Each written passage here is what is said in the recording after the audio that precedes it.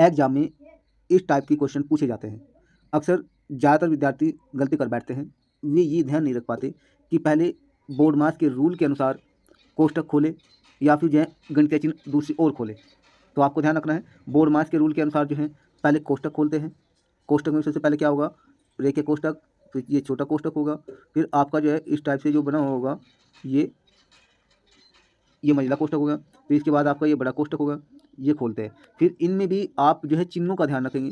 सबसे पहले आप जो है अगर ओफ यानी का दिया हुआ है का खोलेंगे, फिर इसके बाद में आप भाग खोलेंगे, फिर आप गुना खोलेंगे, फिर आप प्लस खोलेंगे, फिर आप माइनस की संक्रिया करेंगे सबसे लास्ट में। तो ये चिन्हों का ध्यान रखना होता है।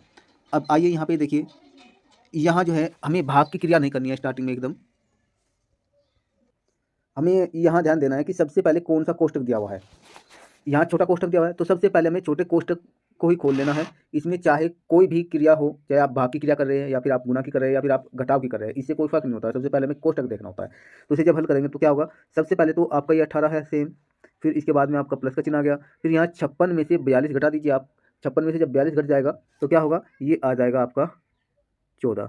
कितना आ गया, 14। तो सबसे पहले ये कोष्ट खुल गया, फिर इसके बाद में गुना कितना हो जाएगा 21, और फिर भाग का चिन्ह लगाइए 7।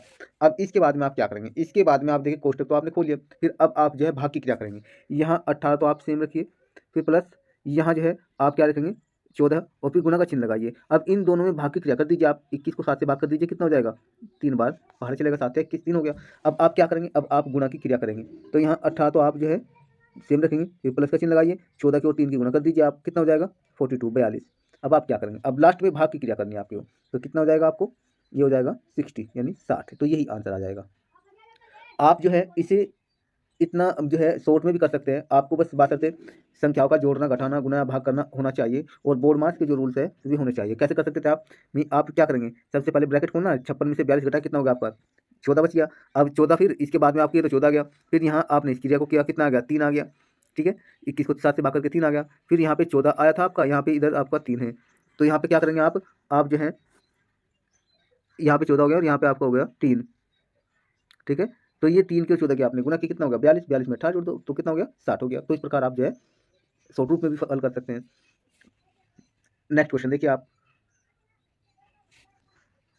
नेक्स्ट क्वेश्चन आप, ये बहुत आसान सवाल है।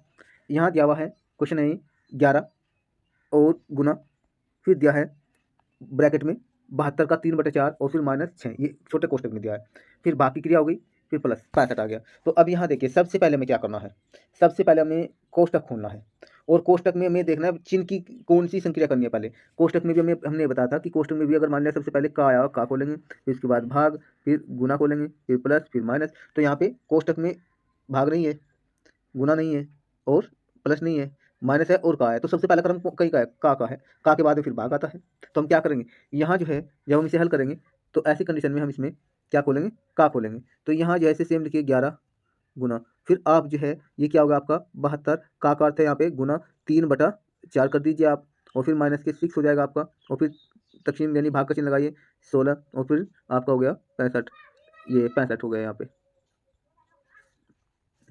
तो एक बार लिख लीजिए दोबारा, फिर 11 गुना, फिर क्या होगा 72, फिर गुना 3/4 हो गया, फिर -6, इसके बाद भाग का चिन्ह 16, फिर प्लस का चिन्ह आप लिखिए 65।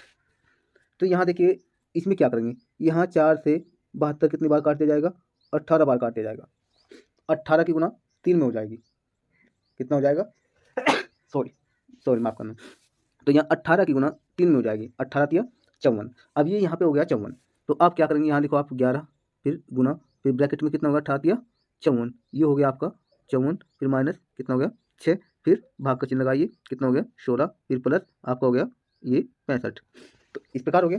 अब आप क्या करेंगे, यहाँ आप लिखेंगे क्या 11, फिर गुना का चिन्ह लगाइए, 54 में से 6 घटा दीजिए, 54 हमारा प्लस का है, 6 हमारा माइनस का है, तो घटती सीधी सी बात है, प्लस के बचेंगे, कितने बचेंगे 48 यानी 48 बच गए।